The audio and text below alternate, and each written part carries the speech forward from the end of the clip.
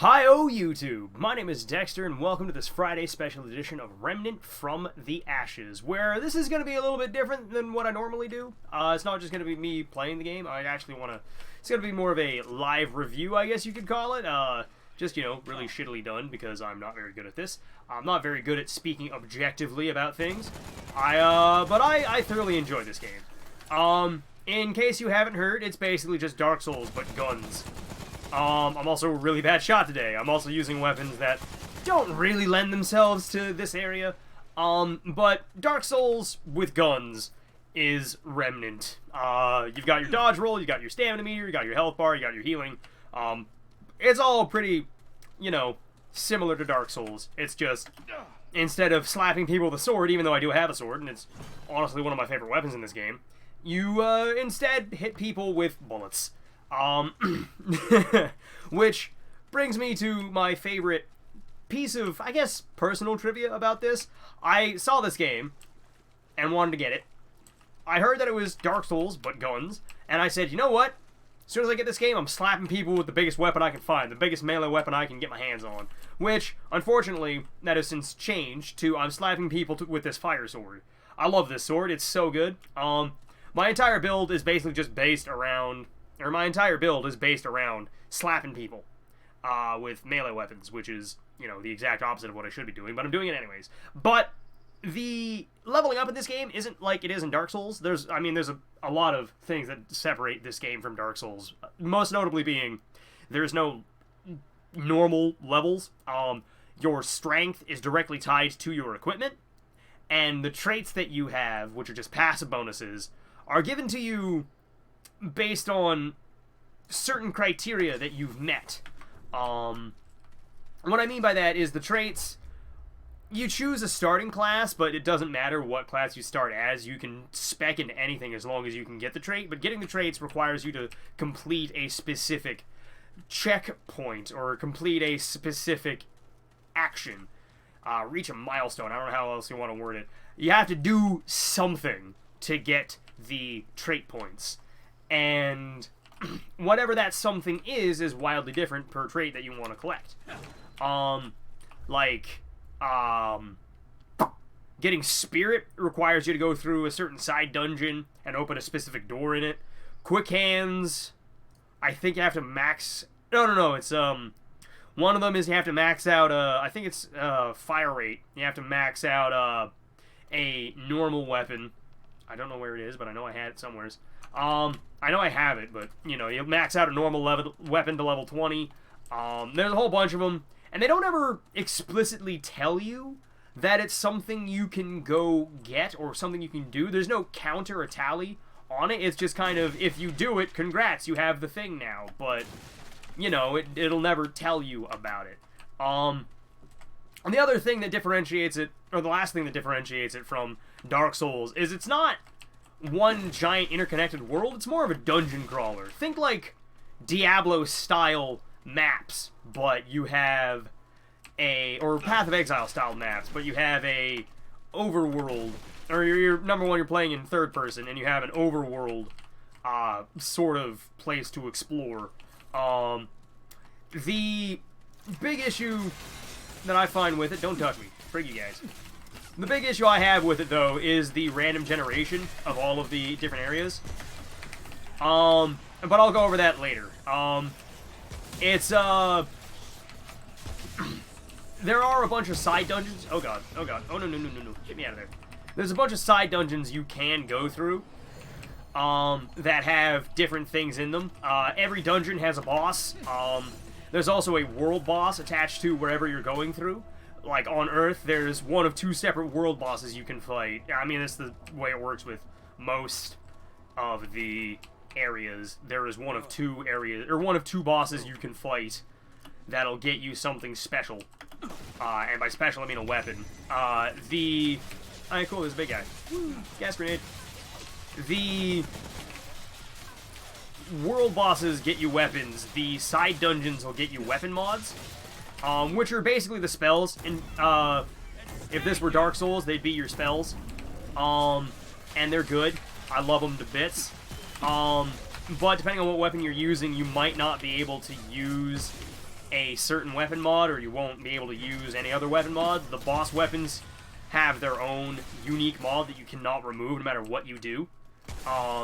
Like my blunderbuss here, called the Spore Bloom, it can only use this Spore Shot, which is a gas grenade. It slows enemies in the area that it impacts. It does damage when it hits the ground, explodes, and it does damage wherever it lands, and then continues to do damage to anything in the area.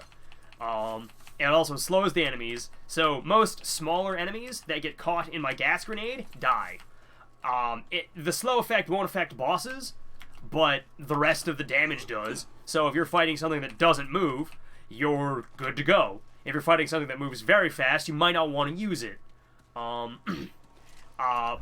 the more generic weapons, like the hunting pistol, or the revolver, or the repeater pistol, or the SMG, they can have mods that you get, or they can have mods that you collect from the different areas, the different side missions, or side dungeons, rather, or the, I think you can get certain mods from doing certain dungeons. I don't remember exactly. It's basically just, the mods are basically weapon souls, or souls that you've turned into spells from Dark Souls, whereas the boss weapons are just handed to you directly. The thing about the bosses, though, is they have one of two weapons that they'll drop. So, like, one of the bosses on Earth is a dragon. You can, depending on how you fight it, you can get a... Ooh, hello, I need this.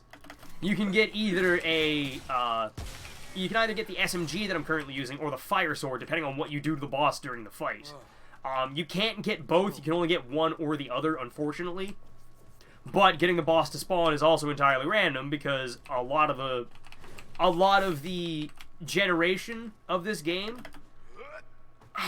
I guess it's to increase replayability, but a lot of it is just, you have to go back through areas to go try and get the thing that you want to spawn.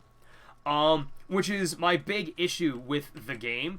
There's 4 overworlds that you can explore. I'm currently on Earth that's been overrun by tree people, which coincidentally is also what I'm wearing, and what I'm using to kill them. But the side dungeons, which are basically these, if it's got a giant yellow glow to it, it's a side dungeon. I don't have anywhere else to go, I don't think, though, so I'll go through here and just see what happens at the end of it. But basically, the overworlds have a certain amount of connections to them.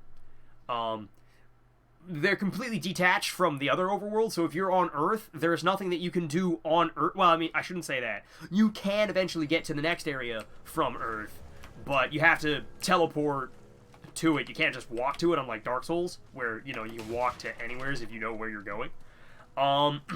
Which I have a big problem with. I would much rather the worlds be interconnected than just, you know, teleport around. The Sunken Passage. This sounds fun. I don't remember this part of the sewers. Hey, another simulacrum. Hell yeah. The simulacrums are basically just Titanite slabs. They are very rare. And they're not guaranteed to spawn in any particular map. I'm also not entirely certain what I'm doing in here. Hey, look at that! I found what I was looking for. So this is the last thing that I've been missing in, Earth. Only the penitent shall pass. Which I've been here a long-ass time. My research produced little of note. Small successes, you know, but nothing of cool. value compared to what came next. Not that needs mentioning, but if you must, adding the crystal to the equation was the turning point. Harnessing its incredible potential. Such hyperbole. It produced miraculous, quantifiable results. Some would call it magic. Those people are imbeciles. Even now, there's much analysis to be done. I continue this pursuit, and in doing so, will achieve further understanding and the eventual surpassing of root technology. I'm sure of it. So, he said the word root. Basically, it's just what everybody is called the plant or the tree people that I've been murdering. They're called the root. They have different names depending on where you go, but, you know, they're just tree people. They, just kind of show up and wreck shop. But, yeah, there's a lot of random chance in the world generation. Like, I've been playing this game for 60 hours now. that is the first time I've ever seen that particular room spawn. And half of my time playing this game has been spent on Earth trying to find that room. So, you know, I'm happy that I have it, but now I don't have any reason to go back to Earth again. Alright, fine, I'll hit you with my sword. It's, a bit bittersweet, I guess. But, you know, I'm happy that I have it now. So, oh, I was gonna say something spawned behind me, and I don't like that. I don't like this dude. Come on, swing at me, I dare you. Yeah, don't take my dare. Just don't do it. Don't do it. I thought there was another one that came up from behind me. I got scared for a second. But, what I was saying earlier... Oh, don't touch me. The world generation is all randomly selected. There's a bunch of side dungeons attached to any particular part of the game. It's just, they're all randomly chosen if you get to go there or not.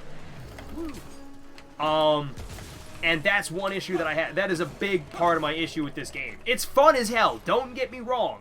The gameplay, the gunplay, just everything about the game, except for, you know, rolling over a cover, feels fantastic. It's fast, it's punchy, it's appropriately weighty. It's just, the RNG is what kills me over this game, because everything else is so impeccably done, or so impeccably well done. Oh, there was a little guy right there, okay. And gas grenade. They're not making it through the gas. Oh, wait. Yes, they are. Never mind. I thought they were going to go a slightly different direction, but whatever. I'll slap them with my sword. I don't mind. Get out.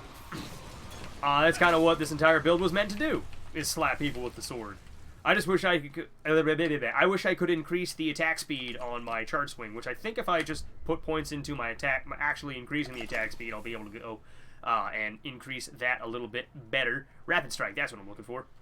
Yeah, I think if I just increase that, I'll increase my charge speed, because that's what this entire build, like I keep saying, is built around. The Butcher's Fetish, increase crit chance by 10%, or by 15% for 10 seconds if you hit an enemy with a charge swing. Bleed people on charge swing, extra crit chance if you kill an enemy. So, you know, charge swing, burn people, because that's what the sword does. Light people on fire on charge swing, bleed people on charge swing. It's just, you know, charge damage. Charge the weapon, the build. It's not particularly good against bosses, but against everything else, as long as I can get to it, I can cleave through just about anybody. I know I saw a bomb right here. Oh, wait, well, that didn't work. And, that didn't quite work either. Oh, well, that's not good.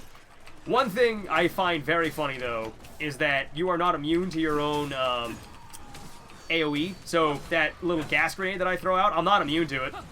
I can hurt myself, but I can't slow myself, because apparently I'm not a weak enemy. But I can definitely hurt myself. Oh, hey, big guy, that's what I thought I heard earlier. Okay, I don't want to go anywhere near you. My SMG here, though, I'm a big fan of it, too. It's a flamethrower. I lost that fight because I didn't roll. Alright, well, round 2, everybody. Let's go. Actually, I think I'm going to call this an episode, because I've said just about everything that I want to say. The last thing I'll go over is the, just how tedious it is going through the adventure worlds, which is what I'm currently doing. It's how I found Leto's necklace. It's very, very tedious having to go through going through the same areas over and over again, trying to get the one drop that you need or want, which I kind of wish I could go fight an actual world boss, because those are a lot more fun than just, you know, cleaving through hordes of random goons, but, you know, didn't find one. It's I don't know. If I had to give this game an actual number rating out of 10, I think I'd give it like a 7.5, an 8, a tentative 8, because it's good. There's just a lot of things I would change about it. But that's just, you know, a personal issue. I've yet to come across any bugs. I know that there are there. I know that they are there. I've yet to come across any. The base game is pretty solid. The DLC is kind of a bit of a kick in the teeth. That's a little harsh, but it basically, the DLC lets you go through or make adventure maps of one of the 4 worlds that you explore, which should have been in the base game, but it's not, and I don't know why. But that's all it really does.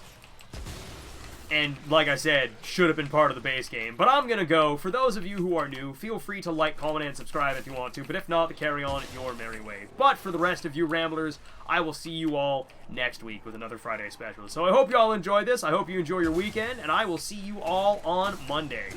As soon as I'm done cleaving this crowd. Go away! I think, nope, they're not done yet. Now, there's a lot more than I realized. Ah, cool, an archer. No, stop it. Alright, now I'm gonna go. So, hope you all enjoyed this, and I'll see you all on Monday. Bye, everybody. It's been a ton of fun.